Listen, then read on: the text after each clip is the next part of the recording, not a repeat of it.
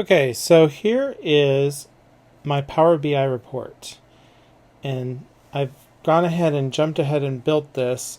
You'll see that I used a matrix and it's showing the names, the email address, and how the people answered each of the questions that were on the quiz. In this case, the quiz was more of a tool to verify information, to gather information. So it was more like a survey. And there was one question where you would say yes, and then it would ask you further questions. So you'll notice almost everyone answered that first question. And if they answered no, then they didn't move on. If they answered yes, they would go on to the next 3 questions. So you see there's that first column where it's yes or no, and then it should show them 3 other questions if they say yes. Now, some people answered it anyway, but this we're going to build from scratch. So to build this, I'm going to click on the matrix visual. That there's a whole list of different visuals you can choose from. And the matrix visual allows you to create kind of a pivot table, kind of, or what they call a matrix. And at first I'm going to add the user's email to this. So I'll add that as a row.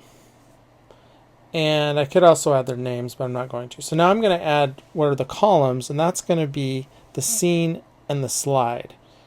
So it will add a column for each value that is different in the scene and slide column.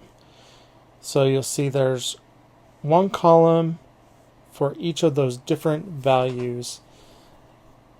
And then within that, I'm going to add the quiz response as the values. And you'll see it puts those values in there. Now it's added some total rows, which don't make sense for this type of data. So I'll come over here to the visuals and I'm going to turn those off. So I've turned off the total rows, and now they're not showing, but you can see how people answered each question. This is a little easier to read than the SCORM table that we imported. So the person who needs to review this data can just look and see how each person answered the quiz questions. And so that's why a matrix is a good tool to use for SCORM data. I'm going to go back and I want to add what's called a card. And so I'm going to click card, except I made a mistake and I was already selecting the matrix. So I'm going to undo that. And I'm going to click somewhere off of that first and then click the card.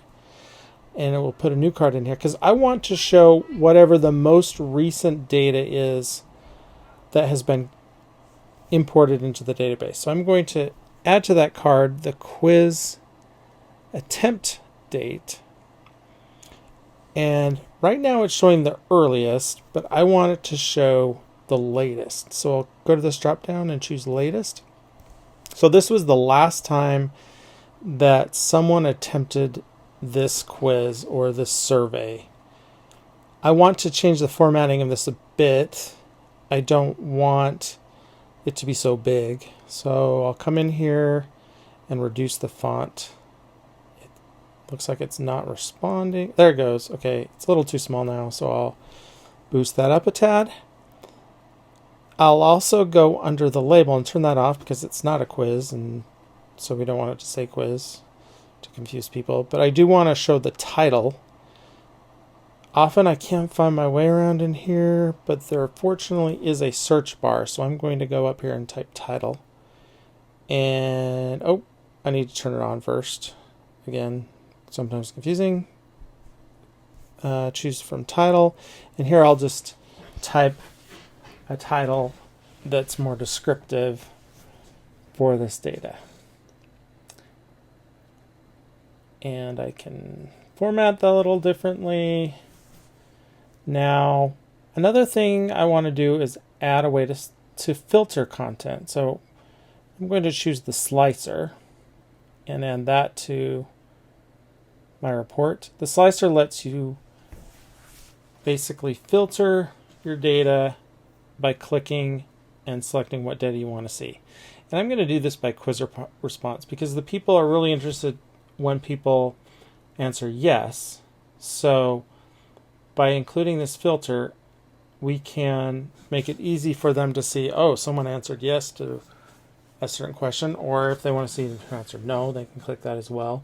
But the slicer allows you to filter down the data depending on how it's filtered. I'm going to also add the the scene and the slide to that.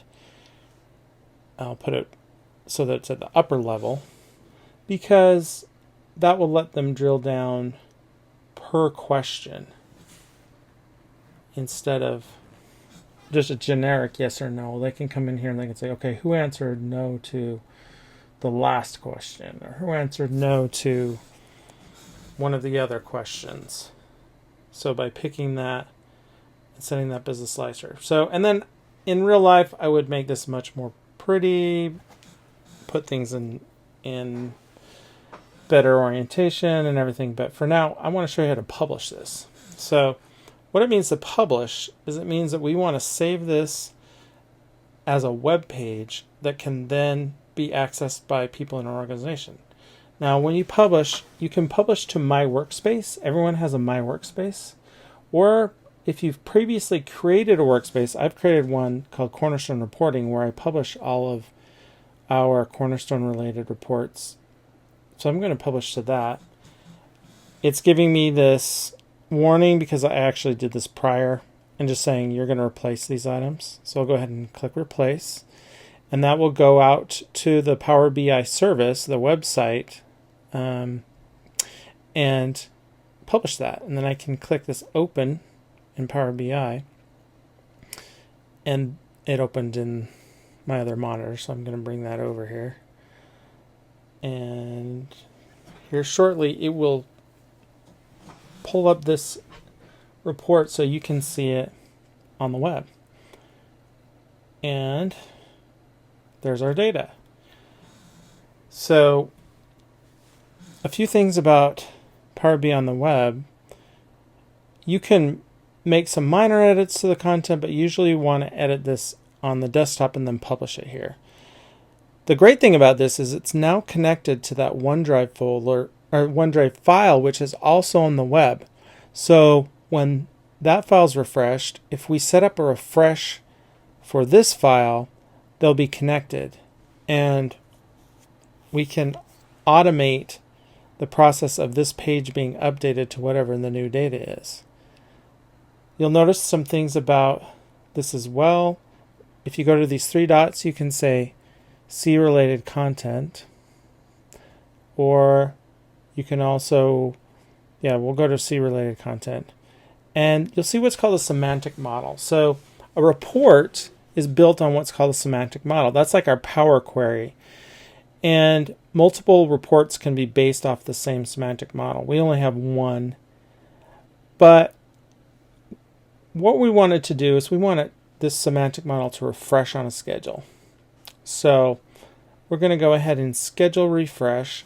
And what we can do is say every day at a certain time, I want you to go and check that file that's in OneDrive and pull new data.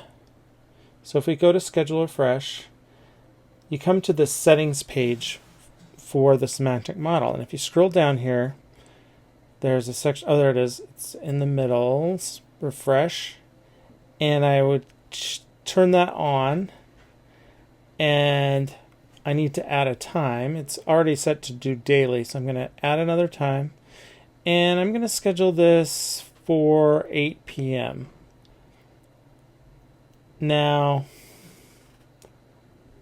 you might want to do this at a different time. I'm doing this because I know that my file in Cornerstone is scheduled to refresh right now at 6 p.m. So that gives it a couple hours to make sure and get uploaded and processed. Maybe that's a little too safe. You might be able to put them a little closer. Another thing that hopefully I'll be able to show you is you can also set it up so when that file is placed into the folder, a Power Automate comes out and tells this to refresh. So that's a little more smooth if instead of doing them on schedules, you just say, okay, well, when that Excel file refreshes, run a Power Automate to come over here and refresh. Now, there's some other things to be aware of in these settings.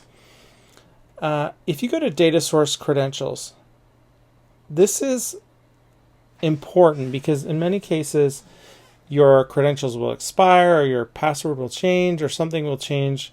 And Power BI has to have a way to log into your OneDrive. And so if you click Edit Credentials, you'll see OAuth 2 is what Microsoft uses for their own things. And then I choose organizational because this data is organizational.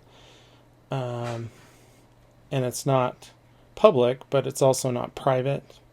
So I'm going to go ahead and choose to connect, and it's going to ask me to log in. Now, sometimes it'll just only require you to click your name. Sometimes and that will fix a lot of problems. So if your data is not refreshing, it's good to come in and check your data source credentials to make sure they haven't lost their connection.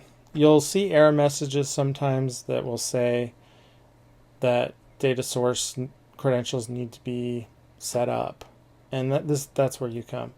Now, getting out of this space is a little strange. It's but I usually just go over to the folder. Let's see.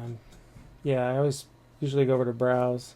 Then you can find. You'll see that there's the semantic model right here, and it shows that it was refreshed at 7:02 or 7:00. I can choose to refresh now. Now, if the OneDrive file had also been replaced, then we would get new data. But the OneDrive file is the same as it was before, so it's not really any new data. But I can also come down here and see what reports. I'm going to click the report from here, and now my report opens. The great thing about this now is because we've set up this to refresh and we've set up Cornerstone to generate that report and their offset, this will theoretically run each day and refresh itself. Cornerstone will send the email to us.